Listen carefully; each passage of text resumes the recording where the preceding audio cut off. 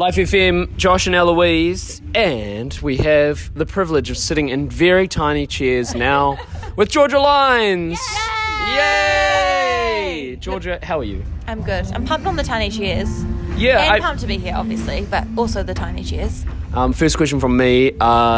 Describe to our listeners the footwear that you've chosen for today.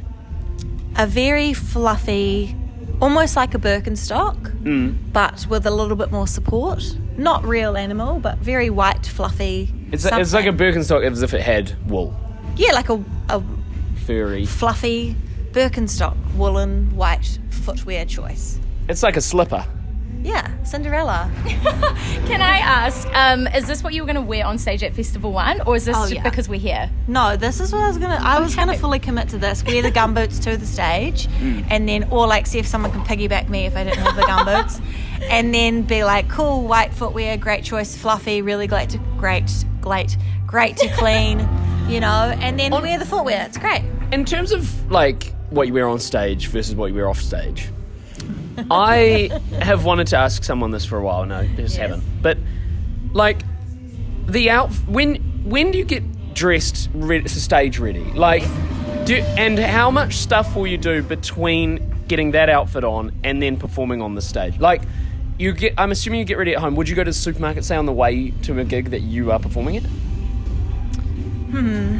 I mean, I wouldn't put it past myself. Yeah. Like, I'd be okay to wear this to the supermarket.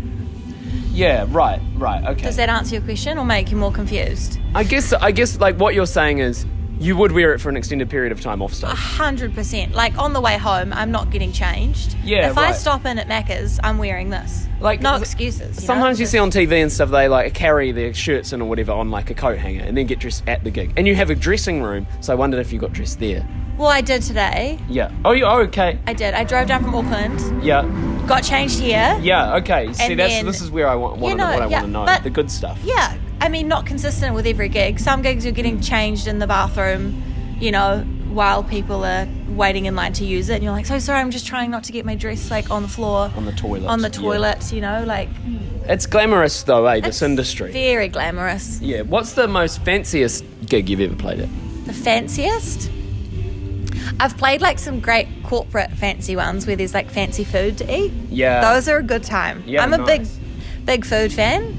So like when there's good food, I'm like, obviously people couldn't see my face then, but it was the look of like pure satisfaction and a bit weird. Oh man. Yeah. I love food.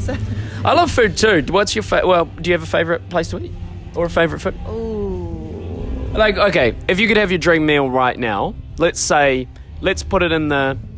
Well, let's first decide what category. Are you feeling like dessert or a main or whatever? And what could you absolutely smash right now, but it has to be like the best quality?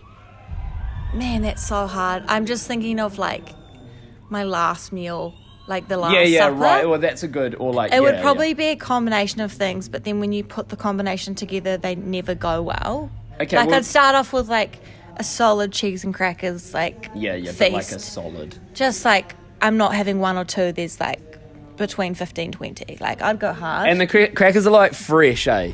Oh yeah, not stale. Nobody likes like a stale like cracker. Someone's just opened a fresh packet. Yes. I'd hope so. If it's my last meal, fresh crackers, and then I'd go like raspberries, because I love a good fresh raspberry.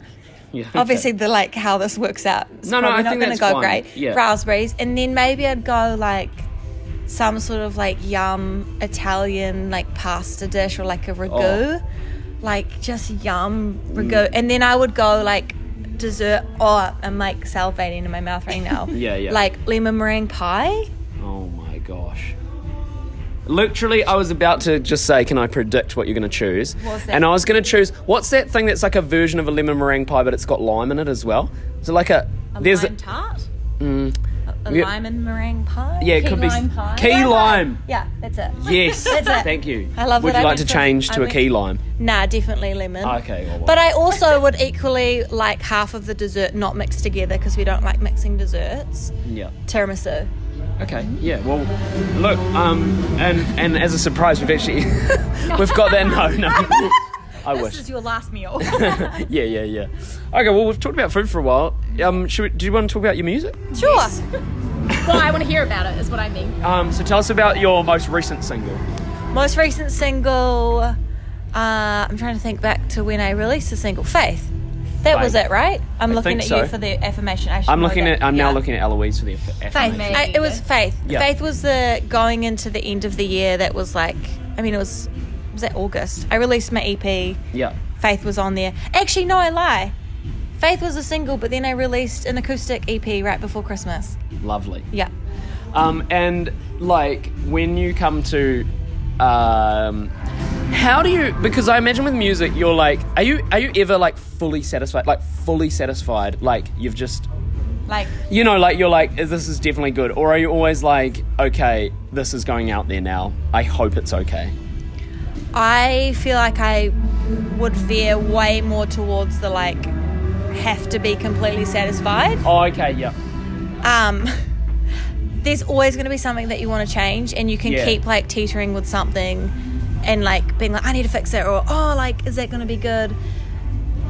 Like, you can just keep going, but you know, you kind of have to get to a point where you're like, I need to not keep trying to redo this, because eventually it's just going to end up like, you know, it just is a never ending, you know what I mean? Yeah. But if I'm not happy with something, like I have to feel at the end of the day when I release something, I'm really proud of it.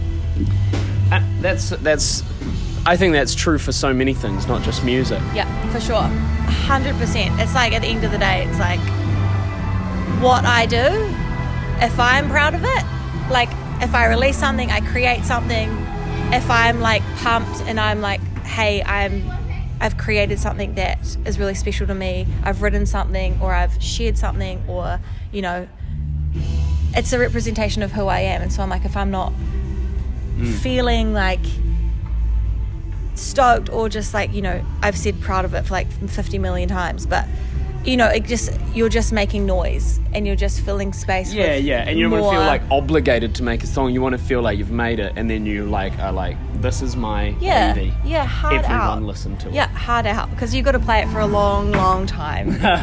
Yeah. I have a question. When deciding on what songs to, you know, do for like your set list, how do you decide that? I guess when I release like a project, obviously new music goes into the set list. When you're playing like a gig, you get different like set list lengths. I've got a 20-minute set, a 40-minute set, an hour set, or, you know, whatever, and they're kind of like, they're movable, but in terms of choosing what those look like, it's always looking for like moments. What are the moments we can create within 20 minutes, you know, in this environment? Can we create like a moment where people feel engaged? Is there like a moment where you're really pulling it back and there's just like a pin drop moment where you're kind of creating these ebbs and flows within the set, and people, you know, a big thing for me is going, what do people leave with in terms of what are they feeling when they walk away from my set? I want them to experience a moment. And I think that's so important, you know, to think about in terms of like prepping for a set. Like, what's the moment? What are people going to remember? You know, because we've all been to shows where you walk away from it and you're like, man, that was so cool. I loved that they did this, or they, you know, were on the other side of the room playing guitar by themselves, and like it's just this really intimate moment. And I think those are moments of what people remember, and, you know, love. Yeah, totally. And I know that you've got a little surprise, because I've heard you singing it in backstage for tonight. So looking forward to that. I love a good surprise. It's good. It's a cover. So do look out for that if you see Georgia Lines live, which you probably will, because I've seen your name everywhere over the last like 2 summers. So well done to you. Thank you. All the best for the future. Thank you. People can listen to your EP, I assume, anywhere where people listen to music. Yeah, anywhere that you can listen. Great. Every platform possible. Georgia Lines, it's not hard to spell. Google it. Georgia, thanks so much for sitting down with us. You're welcome. Thanks for having me. All right. Well, I'm looking forward to your gig, which is coming up next. I'm imagining I will feel so satisfied, like I've just eaten a lemon meringue pie. I hope so. Afterwards. I'll be gutted if you're like, I've just had a stale cracker. Georgia Lines, you're on life.